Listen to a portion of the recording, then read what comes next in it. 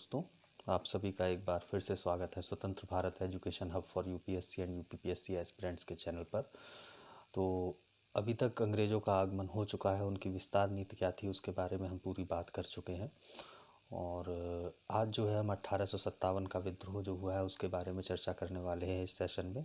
और सबसे ज़रूरी एक बात और मैं आप सभी लोगों से कहूँगा कि जिन लोगों ने भी चैनल अभी तक सब्सक्राइब नहीं किया है, कृपया करके वो लोग चैनल सब्सक्राइब कर लें ताकि आगे आने वाली वीडियो जो है उन्हें यथा समय मिलती रहे। तो चलिए हम शुरू करते हैं 1857 का विद्रोह। यह विद्रोह जो है बहुत महत्वपूर्ण होने वाला है क्योंकि परीक्षाओं में अधिकतर प्रश्न जो है 1857 के विद्रोह से और आधुनिक भारत के भाग से ही पूछे जाते हैं। तो थोड़ा सा ध्यान देंगे इन सभी चीज़ों पर। तो भूमिका क्या रही 1857 के विद्रोह की। 1757 में प्लासी युद्ध के बाद अंग्रेजों ने भारत में अपने उपनिवेश की शुरुआत की। ब्रिटिश उपनिवेश का प्रारंभिक उद्देश्य अधिकतम आर्थिक व व्यापारिक लाभ कमाना था, जो कालांतर में भारत को कच्चे माल का निर्यातक और तैयार माल के आयातक बनाने तक केंद्रित हो गया।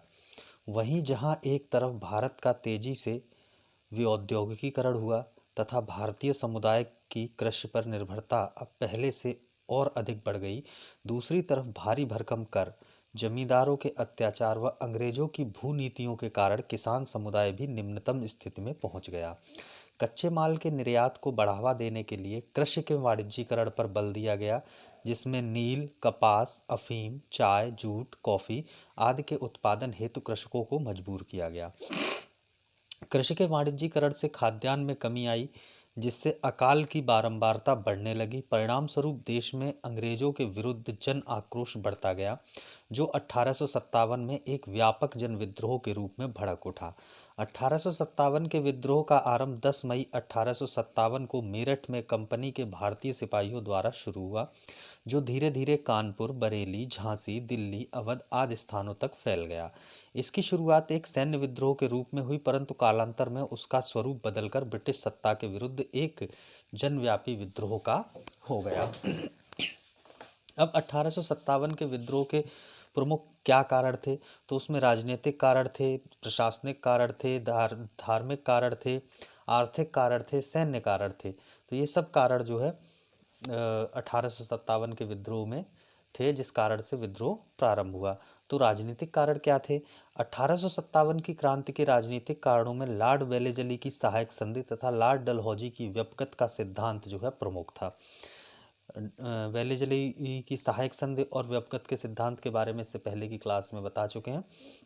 तो वेलेजली की सहायक संधि के अनुसार भारतीय राजाओं को अपने राज्यों में कंपनी की सेना रखनी पड़ती थी। सहायक संधि से भारतीय राजाओं की स्वतंत्रता समाप्त होने लगी और राज्यों में कंपनी का हस्तक्षेप बढ़ने लगा। लॉर्ड डलहौजी की हड़प नीति या व्यपगत का सिद्धांत द्वारा अंग्रेजों ने हिंदू राजाओं के दत्तक पुत्र लेने के अधिकार को समाप्त कर दिया। वैध उत्तराधिकारी नहीं होने की स्थिति में राज्यों का विलय अंग्रेजी राज्यों में कर लिया जाता था।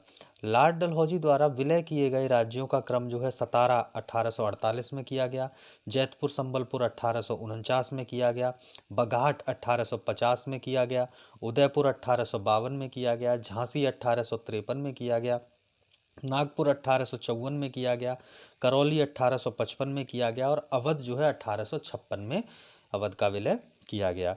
रियासतों के विलय के अतिरिक्त पेशवा की पेंशन रोके जाने का विषय भी असंतोष का कारण बना। पेशवा मतलब नाना साहब।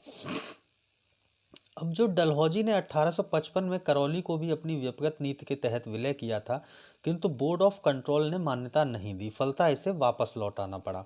1856 में अवध का विलय कुप्रशासन के आधार पर किया गया, क्योंकि डलहौजी की हड़प नीति यहाँ लागू नहीं हो रही थी। इसके लिए अवध के रेजिडेंट स्लीमैन से रिपोर्ट मांगी गई, किंतु उसने ऐसा करने से इनकार कर दिया और कहा कि अंग्रेजों के लिए उनका नाम किसी अन्य चीज से ज्यादा महत्वपूर्ण है। बाद में आउट्रम को वहां रेजिडेंट बनाकर भेजा गया और इसी की रिपोर्ट के आधार पर 1856 में अवध का विलय किया गया। विलय के बाद हेनरी लॉरेंस को अवध का रेजिडेंट बनाया गया। अब प्रशासनिक कारण क्या थे 1857 के विद्रोह के, तो अंग्रेजों ने भेदभावपूर्ण नीति अपनाते हुए भारतीयों को प्रशासनिक सेवाओं में सम्मिलित नहीं होने दिया तथा उच्च पदों पर भारतीयों को हटाकर ब्रिटिश लोगों को नियुक्त किया। अंग्रेज भारतीयों को उच्च सेवाओं हेतु अयोग्य मानते थे। इन सब बातों से क्षुब्ध होकर भारतीयों में आक्रोश का भाव जागृत हो चुका था, जो 1857 की क्रांति के रूप में सामने आया। अंग्रेज न्याय के क्षेत्र में भी स्वयं को भारतीयों से उच्च व श्रेष्ठ समझते थे। भारतीय जज किसी अंग्रेज के विरुद्ध मुकदमे की सुनवाई नहीं कर सकते थे। अंग्रेजों की न्याय प्रणाली पक्षतापूर्ण, दीर्घावधिक व खर्चीली थी, अतः भारतीय इससे असंतुष्ट थे, जो 1857 के विद्रोह में जनाक्रोश का एक कारण बना। डलहौजी ने तंजौर तथा कर्नाटक के नवाबों की उपाधियां जब्त कर लीं। मुगल शासक बहादुर शाह को अपमानित कर लाल किला खाली करने को कहा और लॉर्ड कैनिंग ने घोषणा की कि बहादुर शाह के उत्तराधिकारी मुगल सम्राट सिर्फ राजा ही कहलाएंगे। परिणामतः मुगलों ने क्रांति के समय विद्रोहियों का साथ दिया।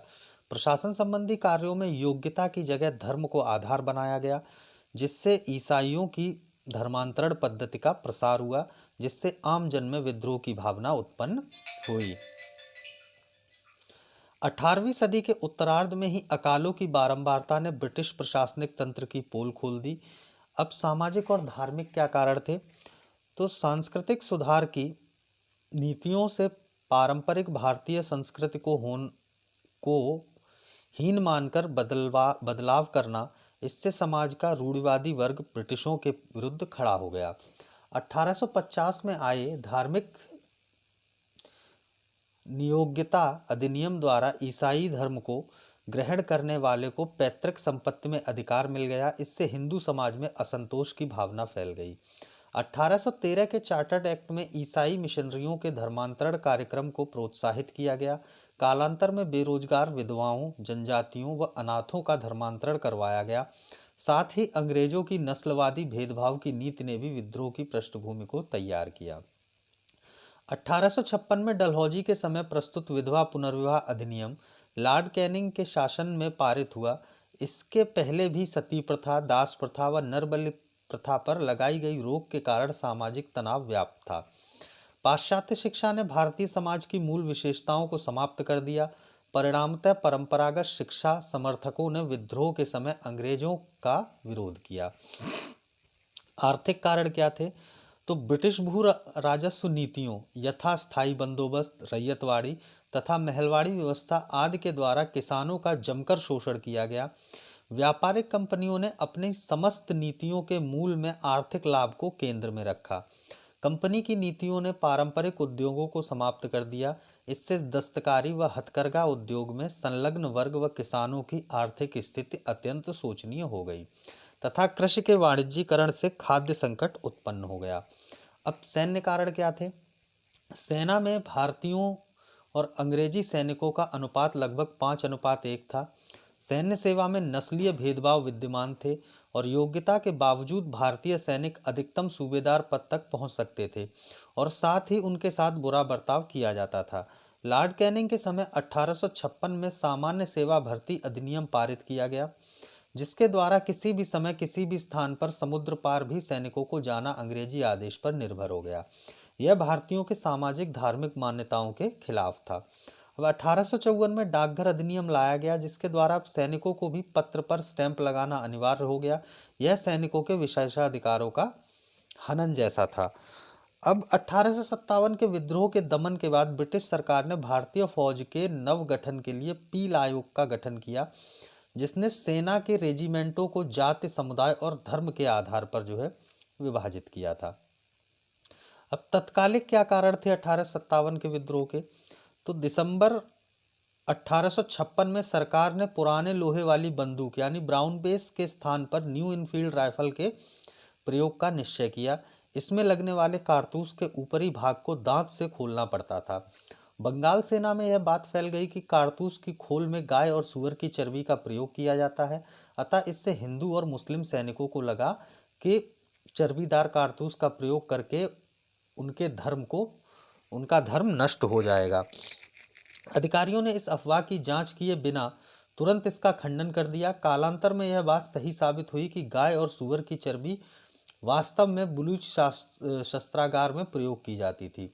सैनिकों का विश्वास था कि सरकार जानबूझकर ऐसे कारतूसों का प्रयोग करके उनके धर्म को नष्ट करने तथा उन्हें ईसाई बनाने का प्रयत्न कर रही है।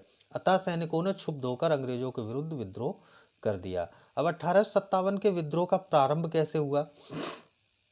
तो 29 मार्च 1857 को चर्बी लगे कारतूस के प्रयोग का विरोध 34वीं रेजिमेंट बैरकपुर के सैनिक मंगल पांडे ने किया तथा विद्रोह की शुरुआत कर दी। उसने सैन्य अधिकारी लेफ्टिनेंट बाग एवं मेजर सार्जेंट की गोली मारकर हत्या कर दी। 8 अप्रैल 1857 को सैन्य अदालत के निर्णय के बाद मंगल पांडे को फांसी की सजा दे दी गई, जो कि 1857 की क्रांति का प्रथम शहीद माना गया। एनसीईआरटी के अनुसार मंगल पांडे को 29 मार्च 1857 को फांसी की सजा दी गई। 1857 के विद्रोह के दौरान बैरकपुर में कमांडिंग ऑफिसर हेरसे था। 10 मई 1857 को मेरठ छावनी में तैनात भारतीय सेना ने चर्बी युक्त कारतूस के प्रयोग से इनकार कर दिया एवं अपने अधिकारियों पर गोलियां चलाईं और विद्रोह प्रारंभ कर दिया। इस समय मेरठ में सैन्य छावनी के अधिकारी जनरल हैविट थे। अब विद्रोह का विस्तार कैसे हुआ? तो सबसे पहले दिल्ली, फिर लखनऊ, फिर कानपुर, फिर झांसी, फिर बिहार, फिर फैजाबाद, फिर इलाहाबाद, फिर बनारस, फिर बरेली, फिर राजस्थान, असम, उड़ीसा। तो पहले जो है दिल्ली में क्या हुआ? विद्रोह का आरंभ 10 मई 1857 को मेरठ छावनी में हुआ। सिपाहियों ने अपने अधिकारियों पर गोली चलाई और अपने साथियों को मुक्त करवाकर दिल्ली की ओर कूच किया तथा 11 मई को मेरठ के विद्रोही दिल्ली पहुंचे और 12 मई 1857 को उन्होंने दिल्ली पर अधिकार कर लिया तथा मुगल बादशाह बहादुर शाह द्वितीय को पुनः भारत का सम्राट व क्रांति का नेता घोषित किया। दिल्ली में मुगल शासक बहादुर शाह द्वितीय को प्रतीकात्मक नेतृत्व दिया गया, किंतु वास्तविक नेतृत्व बख्त खां के पास था। हालांकि दिल्ली पर अंग्रेजों का पुनः अधिकार सितंबर 1857 में पूरी तरह हो गया। इस संघर्ष को दबाने के लिए अंग्रेज अधिकारी जॉन निकोलसन, हडसन व लॉरेंस को भेजा गया, जिसमें जॉन निकोलसन मारा गया। हडसन ने सम्राट के 2 पुत्रों और पौत्र को यह वचन देकर कि उन्हें कोई क्षति नहीं पहुंचाई जाएगी, गोली मारकर हत्या कर दी। बहादुर शाह द्वितीय की गिरफ्तारी हुमायूं के मकबरे से हुई थी। इसकी सूचना जीनत महल ने दी थी। बहादुर शाह द्वितीय को रंगून भेज दिया गया, जहां 1862 में उसकी मृत्यु हो गई। फिर लखनऊ, तो जून 1857 में विद्रोह का प्रारंभ बेगम हजरत महल, महक परी के नाम से भी ये जानी जाती थी, के नेतृत्व में हुआ। उन्होंने अपने अल्पायु पुत्र विरजिस कादिर को नवाब घोषित कर दिया तथा अपना प्रशासन स्थापित किया। Chief commissioner Henry Lawrence Lucknow में स्थित ब्रिटिश रेजिडेंसी की रक्षा करते हुए मारा गया। अंत में कैंपवेल ने मार्च 1858 में विद्रोह को दबाकर लखनऊ पर पुनः कब्जा कर लिया। तात्या टोपे के नेतृत्व में चिन्हट के पास अंग्रेजी सेना को हराया गया और हेवलाक मारा गया। कालांतर में कर्नल नील भी लखनऊ में मारा गया।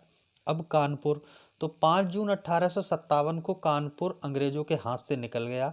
यहाँ पर पेशवा बाजीराव द्वितीय के दत्तक पुत्र नाना साहेब, जिनका नाम धोधूपंत था, ने विद्रोह को नेतृत्व प्रदान किया।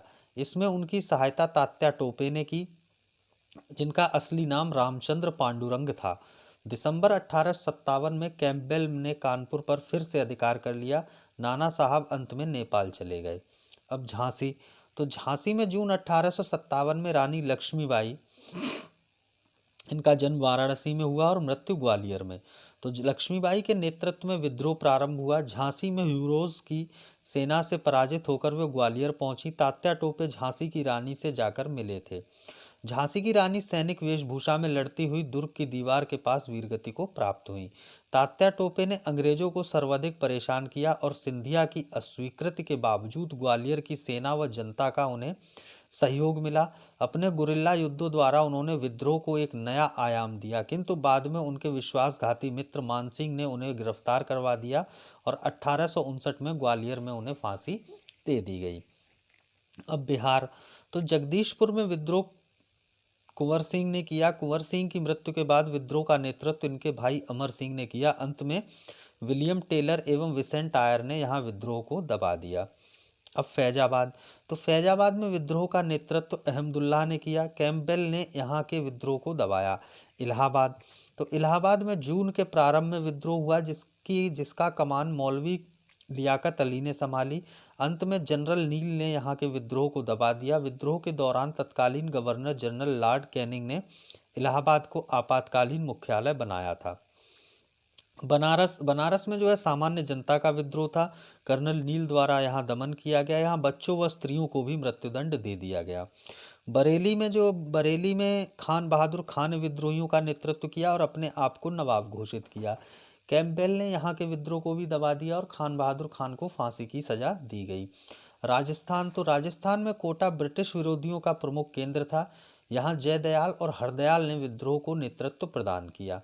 अब असम में विद्रोह की शुरुआत मनीराम दत्त ने की तथा अंतिम राजा के पोते कंदपेश्वर सिंघा को राजा घोषित कर दिया। मनीराम को पकड़कर कलकत्ता में फांसी दे दी गई।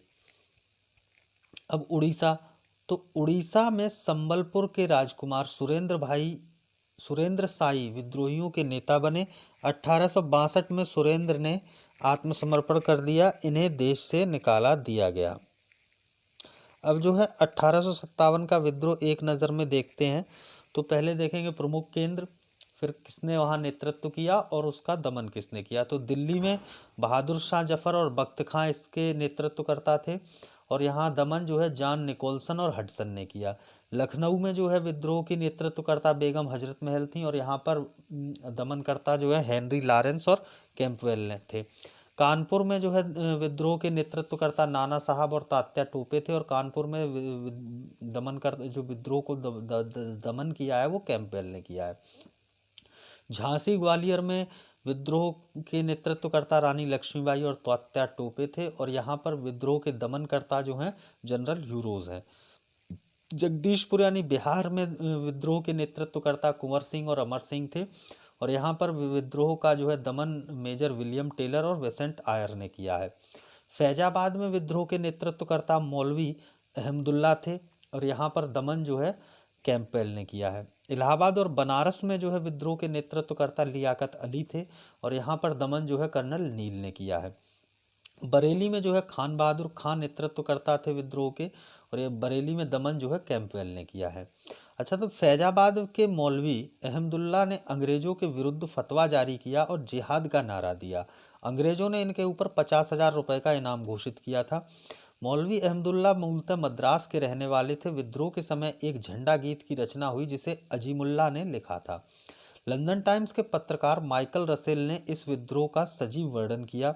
बंगाल, पंजाब, राजपूताना, पटियाला, जींद, हैदराबाद, मद्रास आदि ऐसे क्षेत्र थे जहां पर विद्रोह पनप नहीं सका।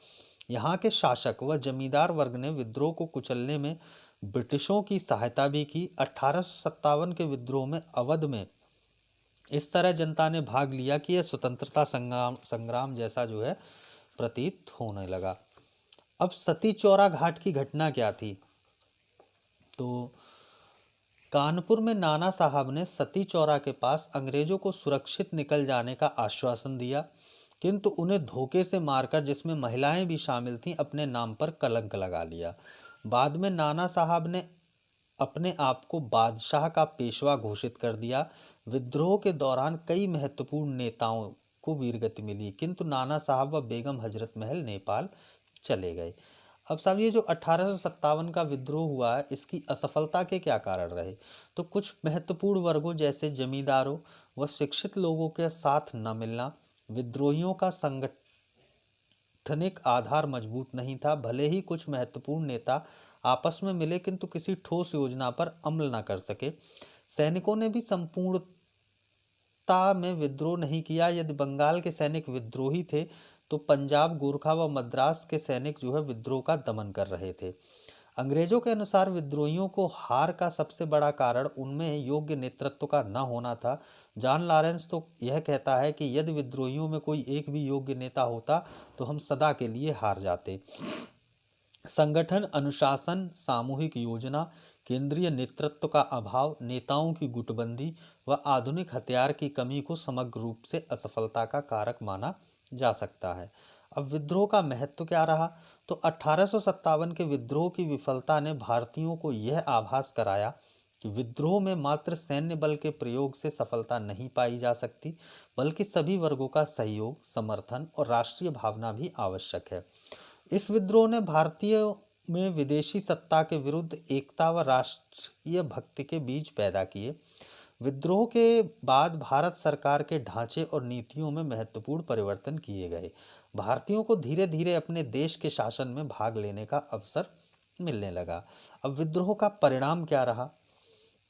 तो स्वतंत्रता संग्राम की दृष्टि से भले ही यह विद्रोह असफल रहा हो, परंतु इसके दूरगामी परिणाम काफी उपयोगी रहे। मुगल साम्राज्य का दरवाजा सदा के लिए बंद हो गया।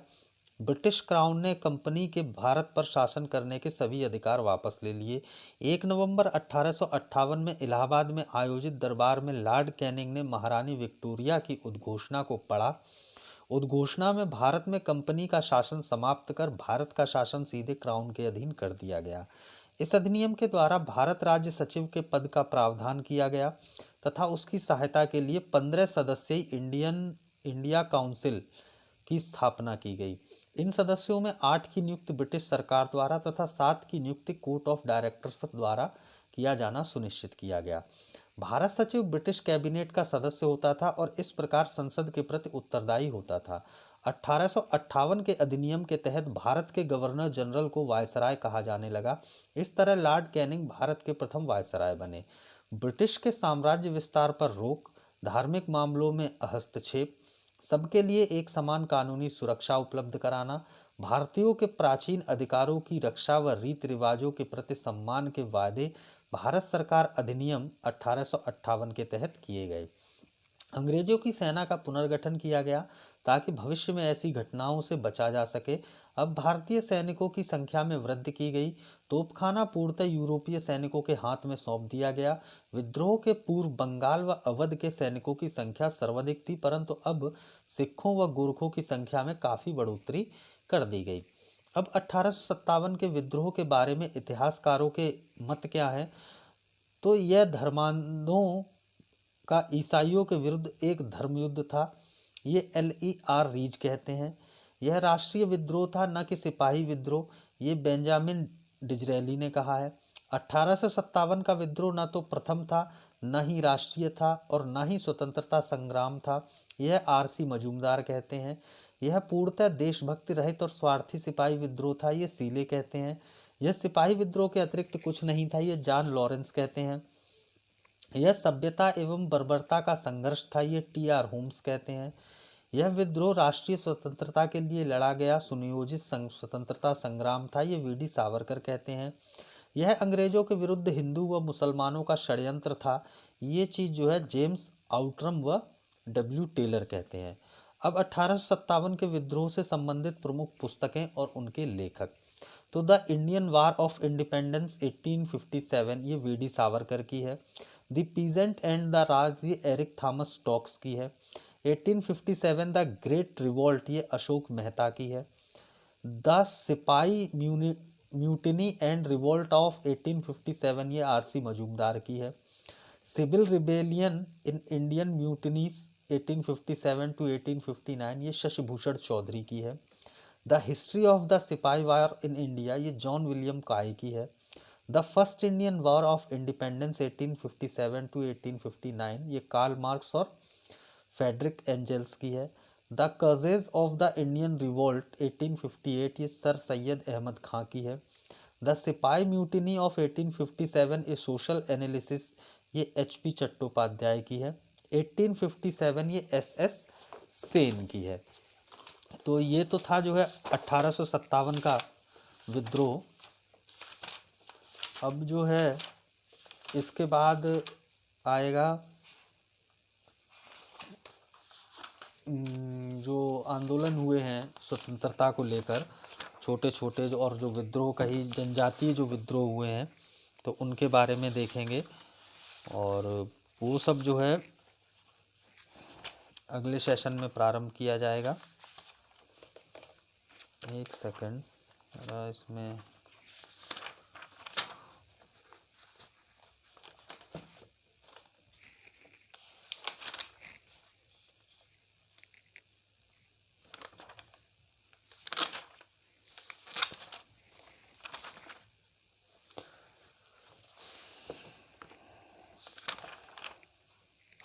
एक चीज़ और, ये 1857 का विद्रोह जो है एक शॉर्ट उसमें जो है दिल्ली में विद्रोही नेता कौन थे, बहादुर शाह द्वितीय जो है प्रमुख नेतृत्व करता था, बख्त खां जो था वो सैन्य नेतृत्व करता था, और हकीम एहसान उल्लाह था ये प्रमुख सलाहकार था। इनको क्या किया, निर्वासित कर रंगून भेज दिया और 1862 में वहीं पर इनका बहादुर शाह का निधन हो गया। अब झांसी में रानी लक्ष्मीबाई थी जो जून 1858 को युद्ध में वीरगति को प्राप्त हुई। ग्वालियर में रानी लक्ष्मीबाई और तात्या टोपे थे। 18 अप्रैल 1859 को टोपे बंदी बनाकर ग्वालियर में मृत्युदंड टोपे को दे दिया गया। अब जगदीशपुर, दानापुर, आरा और आजमगढ़, इनमें कुंवर सिंह अमर सिंह थे। कुंवर सिंह 26 अप्रैल 1858 को अंग्रेजों से लड़ते हुए मारे गए। आरा बिहार में बंदे अली थे और पटना में पीर अली थे। तो बंदे अली को 1858 में फांसी दे दी गई और पटना में जो है 7 जुलाई 1857 को पीर अली को फांसी दी गई। अब बिठूर में जो है नाना साहब थे, अजीजन बेगम थी, राव साहब, तात्या टोपे, अजीमुल्ला खां, टीका सिंह। तो 1859 के आरंभ में नेपाल में जाकर छिपे और वहीं इनका निधन हो गया नाना साहब का। और बाकी अजीज बेगम जो नर्तकी थी, राव साहब, तात्या टोपे, अजीमुल्ला खां और टीका सिंह थे, अंग्रेजों द्वारा इन्हें गोली मार दी गई। अब बरेली जो है रुहेलखंड पर, तो यहाँ पे जो है खान बहादुर खां थे नेता और इन्हें फांसी की सजा दी गई। इलाहाबाद में लियाकत अली थे। लखनऊ में बेगम हजरत महल थी और नवाब वाजिद अली शाह थे। तो बेगम हजरत महल को का जो है 1859 ईस्वी में ये नेपाल चली गई और 1874 में काठमांडू में इनका निधन हो गया। नवाब वाजिद अली शाह जो है 1856 ईस्वी में जमखंड यानी कोलकाता में इनका 1887 ईस्वी में निधन हो गया।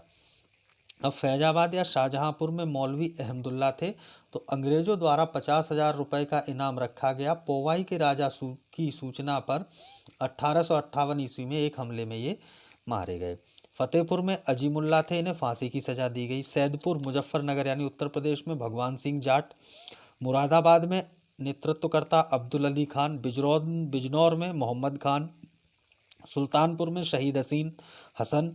गोरखपुर में गजाधर सिंह। मथुरा में देवी सिंह। मेरठ में कदम सिंह और रेवाड़ी हरियाणा में राव तुलाराम। तो बीमार होने से काबुल में 8 सितंबर 1862 को राव तुलाराम का निधन हुआ।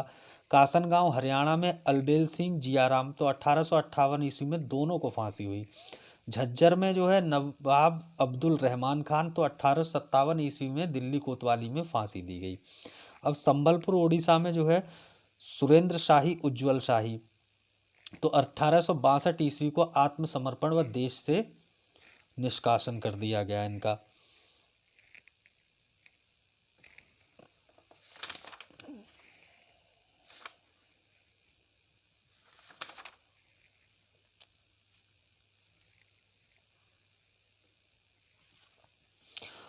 अब विद्रोह पर विदेशी इतिहासकारों के क्या मत रहे हैं। तो सर जॉन लॉरेंस एवं सीले कहते हैं यह पूर्णतः सिपाही विद्रोह था। सर जॉन लॉरेंस जो है कहते हैं यह विद्रोहियों में कोई भी एक नेता होता तो हम सदैव के लिए हार जाते। सर जॉन सीले कहते हैं यह विद्रोह पूर्णतः देशभक्ति रहित स्वार्थपूर्ण सैनिक विद्रोह था जिसका ना कोई नेतृत्व था ना कोई जन समर्थन। बेंजामिन डिजरौली कहते हैं 1857 ईस्वी का विद्रोह एक राष्ट्रीय विद्रोह था। मेटकाफ व पर्सिवाल स्पियर कहते हैं पुनर्स्थापनावादी आंदोलन था। टी.आर. होम्स कहते हैं यह सभ्यता एवं बर्बरता का संघर्ष था। पी. रॉबर्टसन कहते हैं कि 1857 ईस्वी का विद्रोह केवल एक सैनिक विद्रोह था जिसका तत्कालिक कारण चर्बी युक्त कारतूस था। रीस कहते हैं यह ईसाई धर्म के विरुद्ध एक धर्म युद्ध था। जेम्स आउटरम और डब्ल्यू टेलर कहते हैं यह अंग्रेजों के विरुद्ध हिंदू मुसलमानों का षड्यंत्र था। टी हीलर कहते हैं यह एशियाई प्रकार का विद्रोह था। रॉबर्टसन एवं मिसेज कहते हैं यह वस्तुतः मुस्लिम षड्यंत्र था। कूपलैंड जॉन ब्रूसनार्टन कहते हैं 1857 ईस्वी का विद्रोह सैनिक विद्रोह न होकर नागरिक विद्रोह था। अब जो भारतीय इतिहासकार हैं उनके मत क्या है। तो वी.डी. सावरकर कहते हैं कि 1857 का विद्रोह एक सुनियोजित राष्ट्रीय स्वतंत्रता संग्राम था। डी.एस.एन. सेन कहते हैं जो कुछ धर्म के लिए लड़ाई के रूप में शुरू हुआ वह स्वतंत्रता संग्राम के रूप में समाप्त हुआ। डी.आर.सी. मजूमदार कहते हैं तथाकथित प्रथम राष्ट्रीय संग्राम न तो पहला न ही राष्ट्रीय और न ही स्वतंत्रता संग्राम था। अशोक मेहता कहते हैं 1857 के विद्रोह का स्वरूप राष्ट्रीय था। विपिन चंद्रा कहते हैं 1857 का विद्रोह स्वदेशी शासन से राष्ट्र को मुक्त कराने का देशभक्तिपूर्ण प्रयास था। पीसी जोशी कहते हैं यह राष्ट्रीय और सामान्य जनता तक फैला हुआ विप्लव था। मुंशी जीवनलाल और मोइनुद्दीन कहते हैं 1857 ईस्वी का विद्रोह एक सैनिक विद्रोह था। दुर्गादास बंदोपाध्याय, सर सैयद अहमद खां, जवाहरलाल नेहरू ये कहते हैं कि 1857 का विद्रोह सिपाही विद्रोह नहीं अपितु स्वतंत्रता प्राप्ति के लिए नियमित भारतीय जनता का संगठन और संग्राम था। तो ये तो हो गया आपका 1857 का विद्रोह। अब इसके बाद जो है प्रमुख भारतीय विद्रोह जो जनजातियों द्वारा जन विद्रोह हुए हैं उनके बारे में हम लोग देखेंगे। तो अभी जो लोग नए हैं जिन्होंने चैनल सब्सक्राइब नहीं किया वो चैनल सब्सक्राइब कर लें तथा वीडियो को लाइक शेयर करें और मिलते हैं अगले सेशन में। तब तक के लिए नमस्कार, धन्यवाद, जय हिंद।